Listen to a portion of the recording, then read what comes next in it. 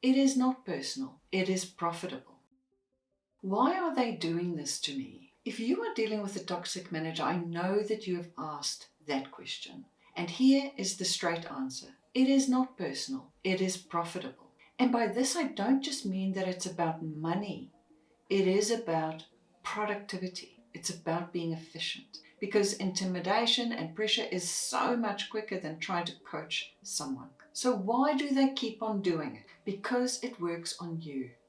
Even if you are competent, reasonable, emotionally intelligent. Okay, firstly, toxic managers take a path of least resistance. It's like water running downhill. It just goes or flows where it's easiest. Toxic managers do exactly the same thing. If your behavior creates this easy access for them, then they will take advantage of that. And of course, this doesn't make it okay, but it does make it understandable. Toxic management runs on efficiency for productivity. A toxic manager behaves in the way that they do because it works. They get this return from your cooperation and your compliance. And that is the payoff for them. If you've never had to deal with a toxic manager before, then your conscientious, open approach makes perfect sense. You believe in treating people fairly, and you expect the same in return. And that usually works with normal people, normal management, but it doesn't work with a toxic manager. In fact, the opposite. Toxic management is a shortcut method, but a toxic manager takes a shortcut because it saves them time. So they'll ask you to work late because that's easier than asking the board for more money, for more resources. They blame you for failures because that's so much easier than admitting that they didn't plan properly. Because you see, they're not actually sitting there going, I'm harming someone. They think in terms of, I'm getting results through this person. And of course, we know that in most workplaces, they reward productivity more than they reward good leadership. So if pressure on you or on other people produces output in the short term, a toxic manager will keep using that pressure. Toxic managers test for what works and then they rinse and repeat. Toxic managers run these little experiments all day long. So if they raise their voice and you scramble around, then they learn that yelling gets you to speed up. So if they give you the silent treatment and you then apologize for something, they see that that silence gets them compliance. So if they tell you, you're not quite there, and you then work overtime to try and prove yourself, they then learn that your self-doubt drives your output higher. Minimum effort from them, maximum return from you. So what's the good news here? It only keeps working as long as you keep responding in that same predictable way. Because once you change your response, their experiment fails. Or they might need to move on to somebody else where the path isn't as easy. Toxic managers target nice people. It is because our niceness is allowing this toxic management behavior to happen around us without any pushback. We have good intentions and we assume that they do as well. But a toxic manager, they read that as an open gate, as an invitation. When you stay late and you relieve the pressure and you do as you're told and you avoid conflict, then you become predictable to them. You basically become the person who makes their life easier by complying. So how do you deal with this? To deal with this doesn't mean that you now need to become nasty or aggressive. But can you see that if you want to solve this problem, you are going to need to interrupt that automatic pattern that you have? That's the shift.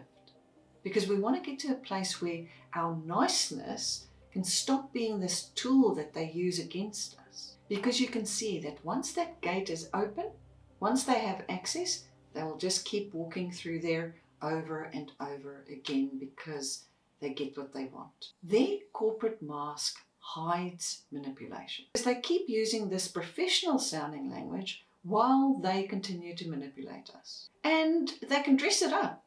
They can make it sound reasonable, sometimes even helpful. But here is the catch. Because if you are a conscientious, hardworking person, that language will pull you in. But can you see that that is exactly what that mask is for? They're not going to walk around going, I want to control you so you do what I want. They'd rather say something like, I just want to make sure that we're aligned. And of course, they're not going to go around saying, I need you to do my job because I find it boring.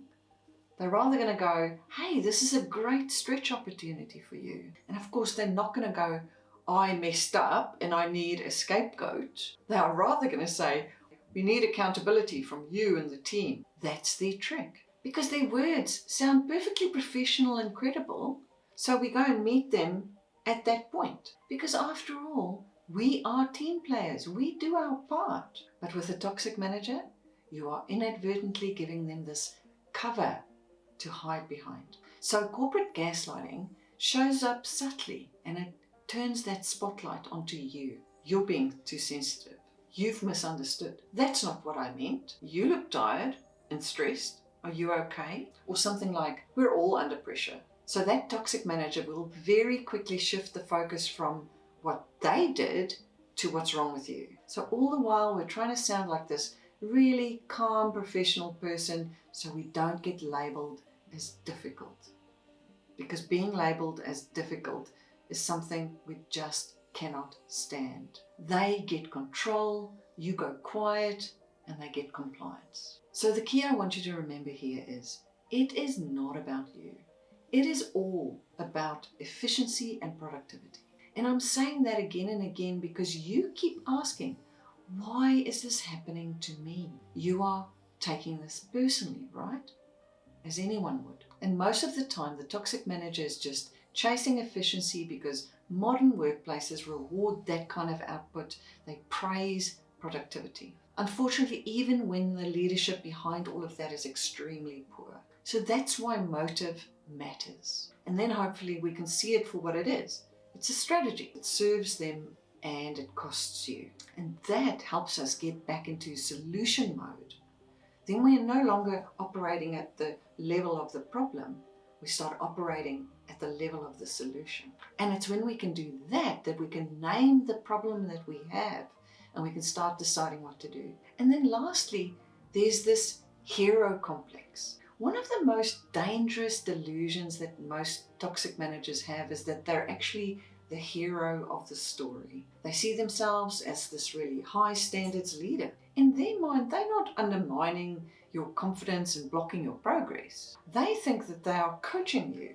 The more they're convinced of that story, the harder it becomes for you to actually challenge them. And they tell themselves that they are just being honest, when really what they are doing is chipping away at your confidence. Because they so strongly believe in their own hero story, you start wondering if it's true. You start believing them instead of believing yourself, or that you are the problem. And that is how self-doubt takes root, because they are up on that pedestal that they have put themselves up on, and you keep them there. But it's that very language that then overrides your instincts about what's going on. Whether they mean to do this or not is irrelevant, because the impact is still the same. So let's put this all together at the end. When you're dealing with a toxic manager, the fastest way to get your head back on straight is to stop treating it like a mystery and to start treating it like this.